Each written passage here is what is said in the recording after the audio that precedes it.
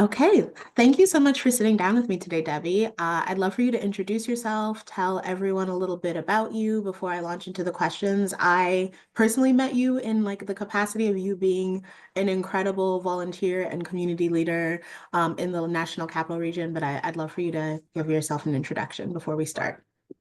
Well, it's lovely to connect with you again, Harar. My name is Debbie. I use she, her pronouns, and these days I am currently the co-director of Policy and Advocacy at Action Canada for Sexual Health and Rights, which is a national organization that works on advancing sexual and reproductive health and rights in Canada and globally.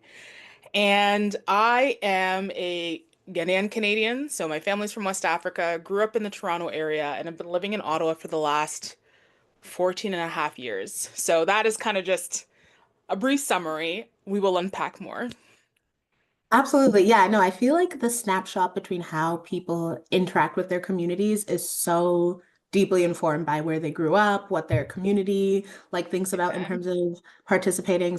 We're gonna dive into it, but let's start with something really simple. What do you think of when you hear the word volunteer? What's the first thing that comes to your mind?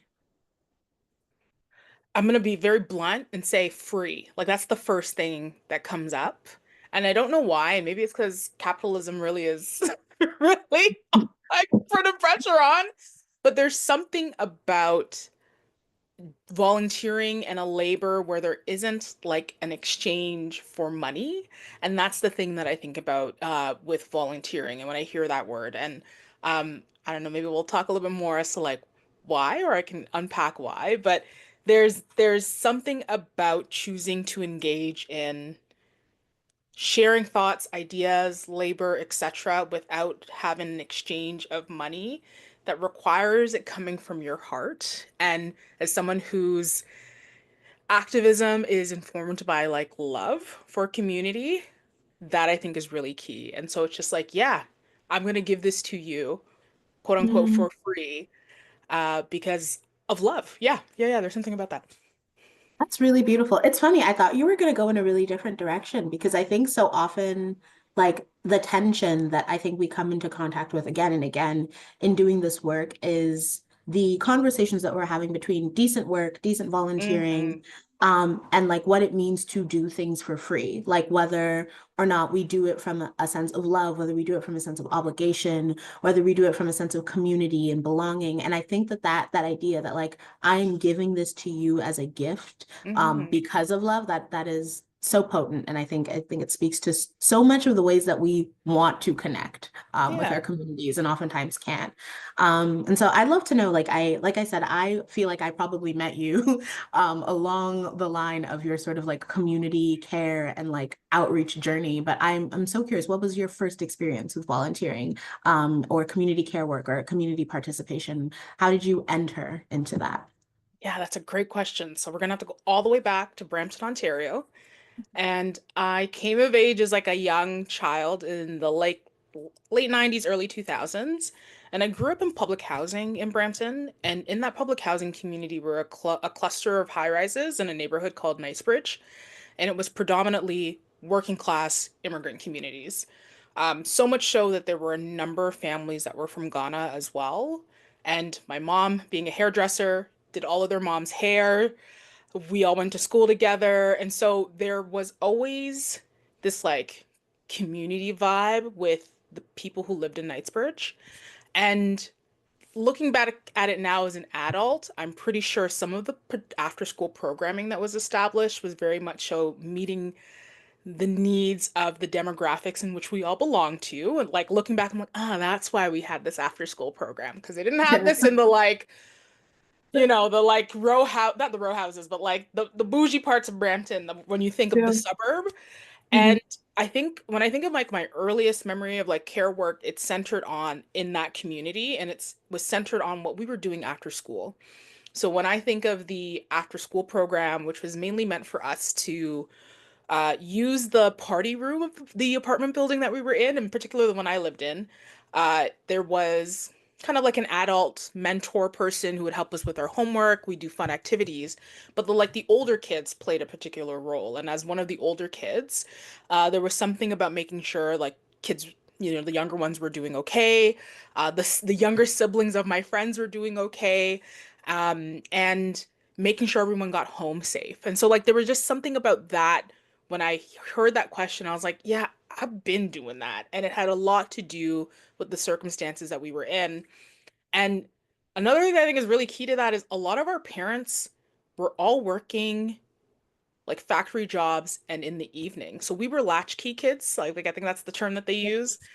But the after school program gave us something to do together. And it gave the older kids a sense of responsibility that now that I look back on has really informed kind of what I do today.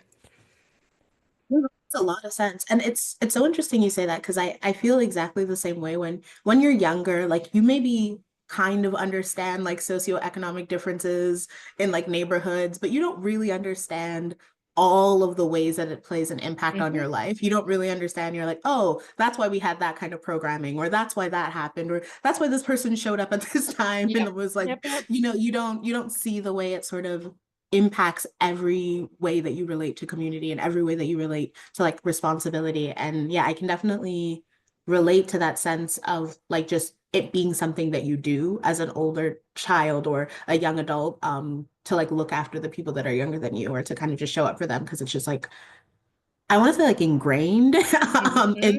in the sort of sense of community around you. You're like, why would I not go to the after school program? Why would I not help with the homework? Why would I not make sure Yeah. that, everyone is getting home safe? I think that's really interesting. Okay, so I think I love that you sort of started with a story that was like in some ways, I don't know whether this program was like really formal or informal, but I mean, like from the work that you do and you have like done sort of throughout your professional career, I think you've done a lot of work in a formal sort of nonprofit and advocacy space.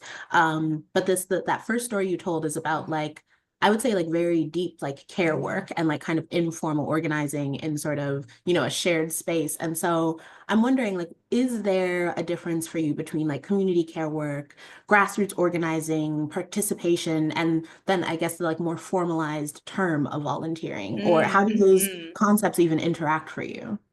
Oh, that's a great question because I think maybe I've bought into that distinction Hmm. because there's the thing that I do because it's fun and I love it, and it's the thing I can put on my resume.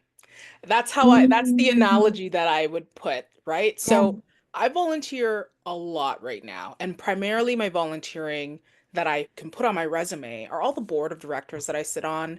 And of Mhm. course, the EDs of those respective organizations will ask of me many things to which I say yes, because I committed to that. But these are things that I can confidently reference when, I'm thinking about career progression, I'm referencing something tied to even my day job. But then there's a like community activist work, which in some ways, yes, you can reference job wise, but like I don't feel the need to.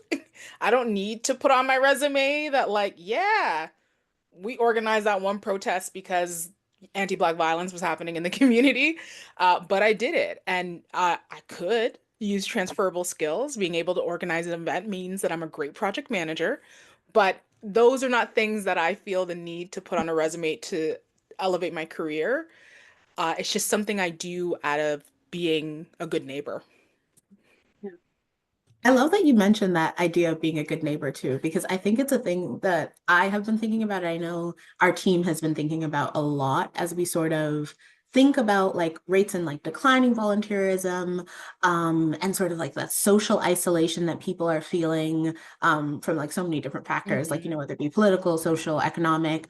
But like the idea that like the neighborhood is like oftentimes like the smallest unit of community that people interact with and that they feel really disconnected from their neighbors.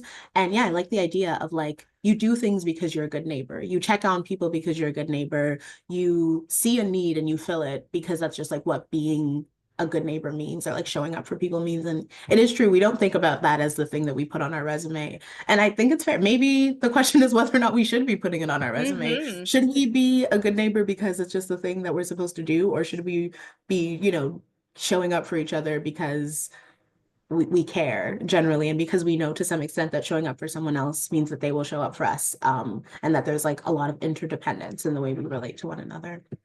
Yeah. Sorry, That's a good I'm question. really, No, it's a good it always makes question. me think. It It's a good always makes me question. think. Yeah, I guess this is kind of this like sort of links back to then what you were saying about what you put on your career, what you put on your resume and like what informs your career. Do you think that your understanding of volunteering has changed through the duration of your career, or has it stayed kind of rooted in that initial Yeah. understanding of, community care? That is a great question. And I would like to say, I would say, has it changed? I think it's evolved just by virtue of getting older Hmm. and Hmm. time being very scarce, etc. But I still place the same amount of value to what I do that for the things that go on Hmm. the resume versus the things Hmm. I do by virtue of just being a community member. Um, yeah, I was trying to explain this to someone recently who didn't understand because they're not a queer person, like the idea of community and chosen family and like you're exhausted. Why would you take time out of your day to go and give this person advice around them navigating the nonprofit that they in? It's like, because I want to. Like that for me, it is so important. Like, yeah, I'm tired, but I'm tired because of an experience that this person is asking about. So let me go give them some advice. Like that matters to me. And I know that there's some people who don't see it by virtue of lived experience, but in my case, those are things I place so high that are comparable to me being, the secretary of a nonprofit board in some ways. I think that makes a lot of sense. And I wonder if it has something to do with the kind of the direct impact that you feel from being able to share those experiences with people that are in your communities. And you've mentioned now, being Ghanaian, being from Toronto, being queer. How do those like communities and being part of, I would say, those like really rich histories of kind of interdependence, like shape how you think about volunteering and how you shape thinking about how showing up for people? Yeah. I think because of the culture that I grew up in, and because of how in my coming of age, I had to find and build community too, but specifically community with people who were also queer, but also grew up in same cultural context, so Black LGBTQ people. The idea of operating within a collectivist community mindset has been ingrained in my mind since I was a child. I don't know what life is not being collectivist. Yes, living in Canada, there's like a stark difference between the like subculture pieces that I grew up in my diaspora group versus what we've been taught through every institution that we navigated here in Canada. But in terms of being given a vision that is counter to the status quo in Canada, growing up Ghanaian has given me the opportunity to know what it is like to do something for community's sake. Mm. Prime example, like I don't know why my mom, when I was a kid, why she would take our old clothes and put them in a barrel and ship them to the village back home. I didn't know why the practice of susu, so the practice where people put money in a pot and that changes every month, person to person, whether it's a funeral for their parent, whether it's the house that they're building back home, etc. I found it so interesting that when my parents would go to Ghana, aunties and uncles would be the ones taking care of us, prepping food, and that was just like normal. That was just like the thing you do. Even to the point where it was annoying, where aunties felt that they can talk about my clothing and my tomboyish ways. That was something that I knew about early. And so that act of care and pushing against individualism that Mm. the outside world was also telling me that I needed to be performing, that is something that's important to me. So, like, as I think about my life now as an adult, as a queer person who's building community, those things are still so important to me. And I think it also shows up in the way in which I give to people that the ways in which I value volunteering, etc. I think it's cultural. Yeah, in many, many ways. Yeah.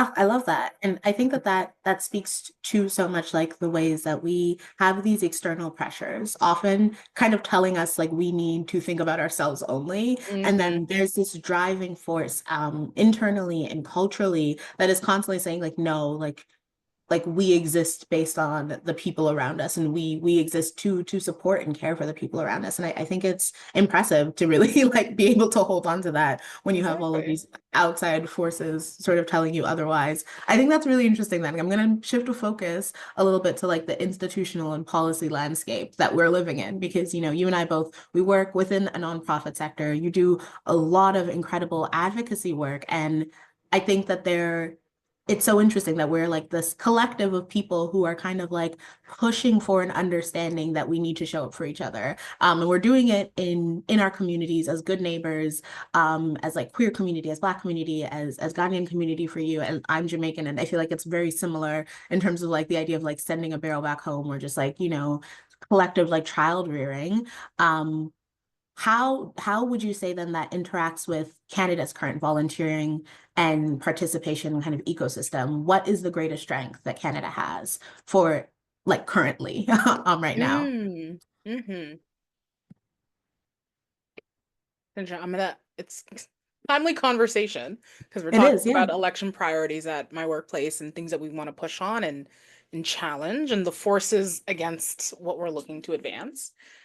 It's funny. I was like, do we need to start being more like Canadian nationalists? Like that, it feels like we're in this period, and I'll Mm. contextualize it a little bit more, but for my now almost 33 years of life, my idea of Canada as a first or second gen, depending on who you ask, has always been centered on this idea that Canada is a country that cares, or this idea that like caring is part of the social fabric of the country, whether that be from an international affairs perspective, Canada's reputation as a peacekeeper, which depending on what side you stand, you're either like, this is great or it's problematic, sure. But the idea of like peacekeeping being something that was integral to Canadian culture. When I think about certain social programs that Canada holds very near and dear to its heart, like public health care, for example, that is something that I'm like, okay. And then also like just the mythology around multiculturalism and there's something about this like but since like this idea of belonging, and I'll put quotations around it because there are parameters around that belonging, but still, like if you look at it at face value, um, this idea of like what it is Canada is, and you think about it in the context of volunteering, I feel like it's part of Canadian culture, essentially. It's part Mhm. of Canadian culture to want to volunteer at the hockey rink.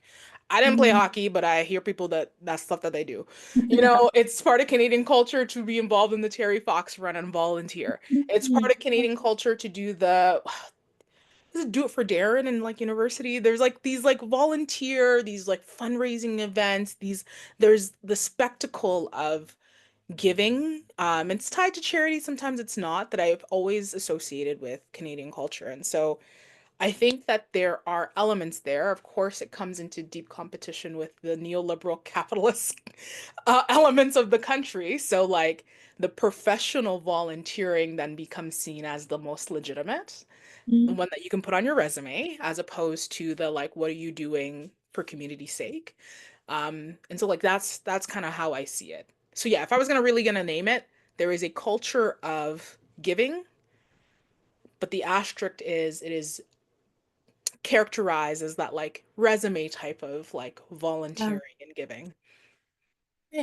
I think that's interesting. I like that idea of like being like all of these elements of kind of, you know, narrative, like nation building and narrative, like it feeds into us being a place that should be focused on caring. And I think whether or Hmm. not, whatever the complexities are and the nuances of that sort of narrative, like that is something that we should try to aim for. That is aspirational. That is something that should be at the root of the way Canadians, think about like being part of their communities. But I like that asterisk that like right now, the way that we have identified as being a valid way to care is through formalized volunteering. Hmm. Um, I'm gonna add a little like, do you think that that needs to change? Do you think that that can change? What would you say is a shift? Like, is there a shift that's needed there Yeah, then? oof. Yes. And um I had recently just posted a lecture I did at the University of Ottawa.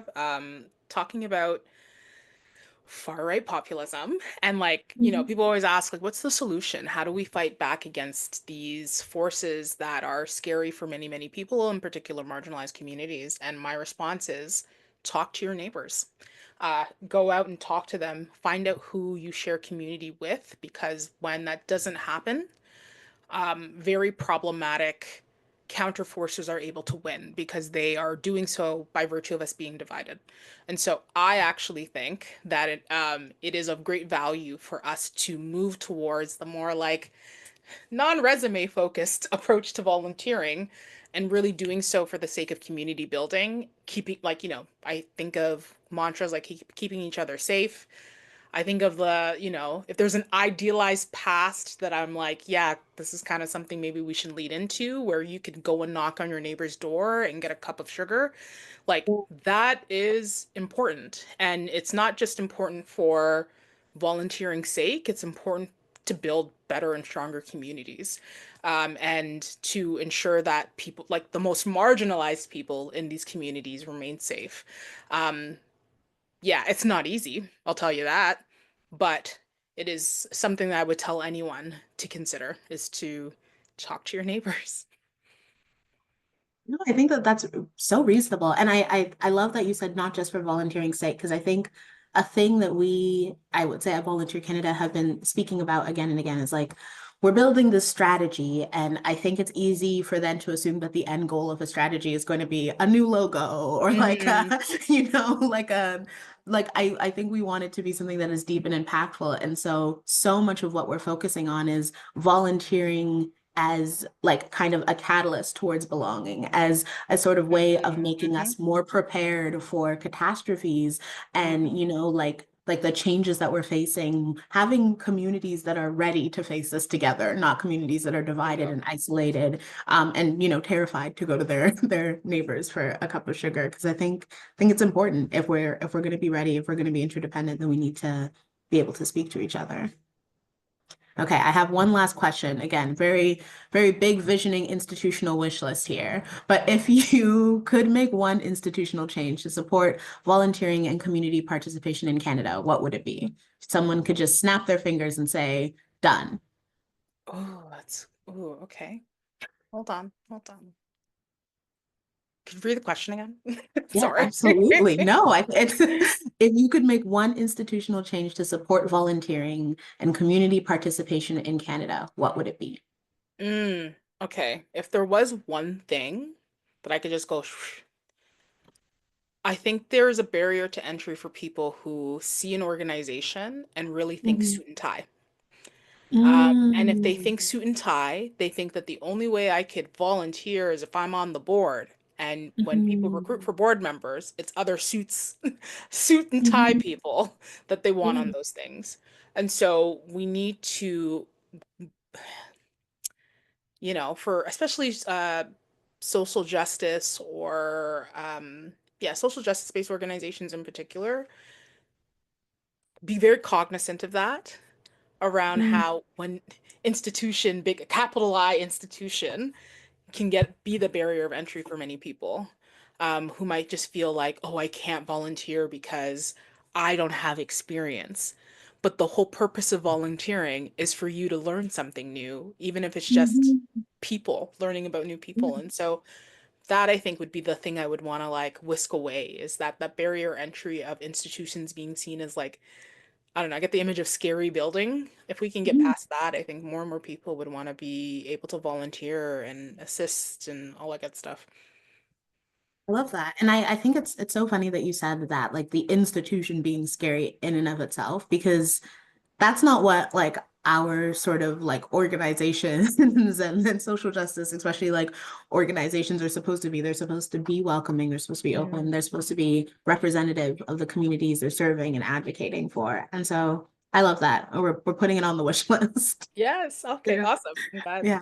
Okay. Thank you so much. I know it's a Friday afternoon for everyone who's listening to this on not a Friday afternoon. And so I want us to both get a chance to enjoy our weekends, do all the lovely things that we do when we are off the clock, including probably showing up for people in different ways. But yeah, I really appreciate you sharing your insights. I really appreciate you sharing your knowledge and just like your stories. I think that's so important.